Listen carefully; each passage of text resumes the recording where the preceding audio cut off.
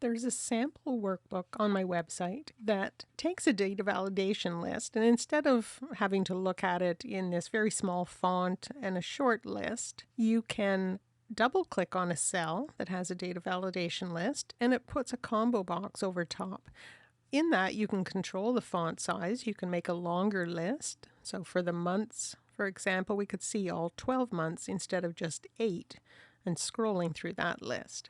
Now this works nicely in Excel 2003 and 2007, but I was having some problems in Excel 2010, so let's just take a look at that. So here's the same workbook, and I've opened it in Excel 2010.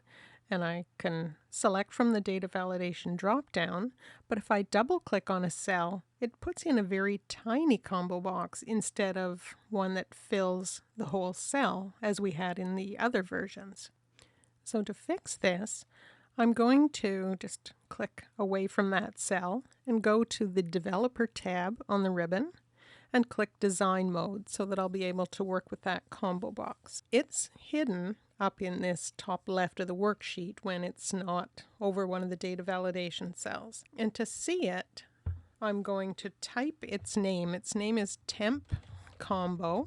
When I press the Enter key, it automatically selects that combo box. You can see the little handles there, and we can see its formula in the formula bar and its name here in the name box.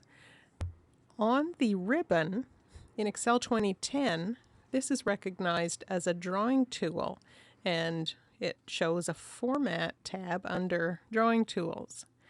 So I'm going to make a change there.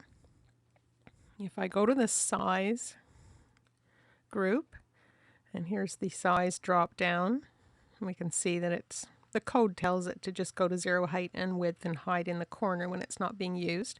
So I'm going to click this little dialog launcher at the bottom right. And in this Format Shape on the Size option, you can see that it's doing a lock aspect ratio. So I'm going to uncheck that and close, and then go back to the Developer tab and go out of Design Mode.